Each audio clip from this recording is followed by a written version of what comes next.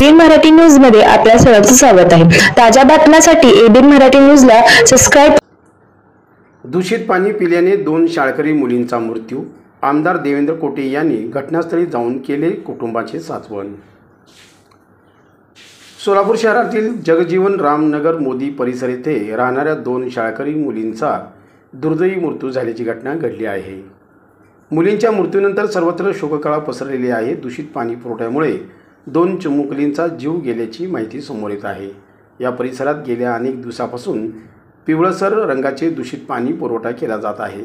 या वस्तीमध्ये राहणाऱ्या अनेक नागरिकांचे जीव यामुळे धोक्यात आलेले आहेत। यापूर्वी देखील अनेक नागरिकांना जुलाब आणि उलटी यांचा त्रास सुरू झालेला आहे।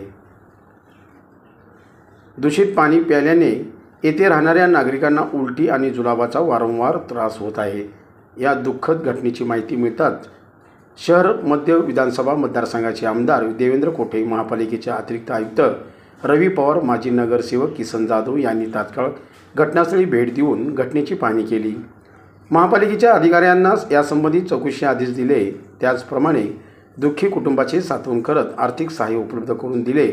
त्याचप्रमाणे या प्रभागात राहणाऱ्या सर्व नागरिकांची आरोग्य तपासणी करण्याचे आदेश देखील रवी पवार यांनी महापालिकेच्या आरोग्य विभागाला दिले आहेत। ड्रेनेज चेंबरमधून पिण्याचे पाईपलाईन गेल्याने आरोग्य धोक्यात। मोदी परिसरात पाणी पुरवठा करणारी पिण्याची पाईपलाईन ड्रेनेज चेंबरमधून घातली असल्याची बाब समोर आली आहे। येथील नागरिकांनी याबाबत माहिती देताना सांगितले की ज्या दिवशी ड्रेनेज चेंबर स्वच्छ केले जाते त्या दिवशी चांगले पाणी येते, परंतु जोपर्यंत ड्रेनेज चेंबर स्वच्छ केले जात नाही तोपर्यंत पिवळसर अस्वच्छ दूषित पाणी येते। अशा घटना वारंवार घडतात।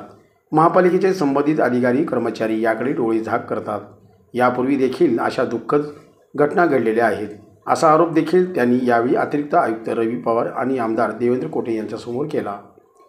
सोलापूर महानगरपालिकेच्या अनेक भागात अशी परिस्थिती आहे की ड्रेनेजच्या चेंबरमधून पिण्याची पाईपलाईन गेलेली आहे। ती त्यावेळी जरी पाईपलाईन नवीन असताना जर काही अडचण नसली, परंतु कालांतराने पाण्याच्या प्रवाहामुळे ती ज्या लाईन जीर्ण होती त्याला एखादं होल वगैरे पडलं तर हे मिश्रण होण्याचा प्रकार घडू शकतो। आणि कदाचित जर तसा प्रकार आज घडला असेल तर आम्ही आत्ता आयुक्तांना तशा सूचना प्रशासनाला देऊयात की फक्त याच भागात नाही, सोलापूर शहरात ज्या ज्या ठिकाणी कुठल्या चेंबरमधनं जर काय पिण्याची पाईपलाईन पास असतील तर ते बदलून घेण्याच्या सूचना देऊयात, जेणेकरून इथून पुढे असा प्रकार घडणार नाही। प्रत्येकाचा प्राण महत्त्वाचा आहे।